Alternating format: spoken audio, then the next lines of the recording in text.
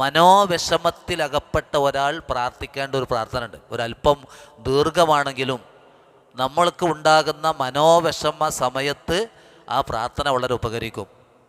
അല്ലാഹുമ്മ ഇന്നി അബ്ദുക് വബ്നു അബ്ദിക് വബ്നു അമതിക് നാസിയതി ബിയദിക് മാലിൻ ഫിയ ഹുക്മുക് അദ്ലുൻ ഫിയ ഖലാഉക് അസ്അലുക ബികുല്ലി ഇസ്മിൻ ഹുവ ലക് സമ്മൈത ബിഹി നഫ്സക് ഔ അൻസൽതഹു അഹദം മിൻ ഖൽഖിക് എന്നിങ്ങനെ പറഞ്ഞിട്ട് വിശുദ്ധ അള്ളാഹുവിനെ ആദ്യം മഹത്വപ്പെടുത്താണ് പ്രാർത്ഥന. അല്ലാഹുമ്മ അബ്ദുക വബ്നു അബ്ദിക വബ്നു അമതിക, ഞാൻ നിൻ്റെ ഒരു അടിമയാണ്, നിൻ്റെ അടിമൻ്റെ മോനാണ്, നിൻ്റെ അടിയാത്തിയുടെ മോനാണ്.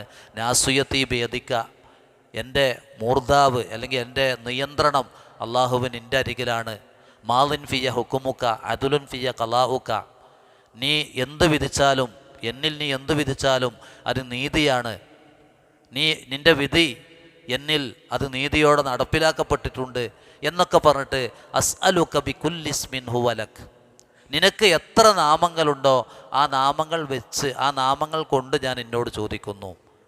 ബികുല്ലി ഇസ്മിൻ ഹുവ ലക് സമ്മൈത ബിഹി നഫ്സക, ആ നാമങ്ങൾ എന്ന് പറഞ്ഞാൽ നീ നിനക്കിട്ട നാമങ്ങളാണ്, നീ നിൻ്റെ മനുഷ്യരെ പഠിപ്പിച്ച നാമങ്ങൾ, നിൻ്റെ കിതാബിൽ അവതരിപ്പിച്ച നാമങ്ങൾ.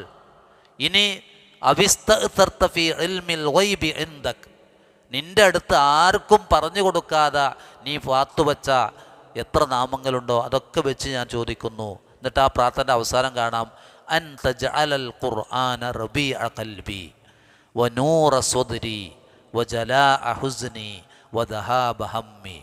വിശുദ്ധ ഖുർആൻ നമുക്ക് എന്താകണം എന്നതാണ് ആ പ്രാർത്ഥനയുടെ അവസാനം. അൻ തജ്അലൽ ഖുർആൻ, ഖുർആനിനെ അല്ലാഹുവിനെ എനിക്ക് ആക്കണമേ. റബീഅ ഖൽബി, എൻ്റെ ഹൃദയത്തിൻ്റെ വസന്തമാക്കണേ. വനൂറ സ്വദ്രി, എൻ്റെ ഹൃദയത്തിന് വെളിച്ചമാക്കണമേ. വദഹാബ ഹമ്മി, എൻ്റെ മനോവിഷമങ്ങൾ നീക്കുന്നതാക്കണേ. വജലാ ഹുസ്നി, എൻ്റെ എല്ലാ ദുഃഖങ്ങളെയും ഇല്ലാതെയാക്കുന്നതാക്കണേ എന്നാണ്. എന്ന് പറഞ്ഞാൽ ഒരു വിശ്വാസിക്ക് ഏത് പ്രതിസന്ധി ഘട്ടങ്ങളിലും അവൻ അവലംബിക്കാനുള്ളത് വിശുദ്ധ ഖുർആനാണ്. ഈ പ്രാർത്ഥന റസൂലുള്ളാഹി സ്വല്ലല്ലാഹു അലൈഹി വസല്ലം സ്വഹാബത്തിനെ പഠിപ്പിച്ചപ്പോൾ പറഞ്ഞു കൊടുത്തപ്പോൾ സ്വഹാബത്ത് ചോദിച്ചു, ഈ പ്രാർത്ഥന ഞങ്ങളൊക്കെ പഠിക്കണമെന്ന് ചോദിച്ചു.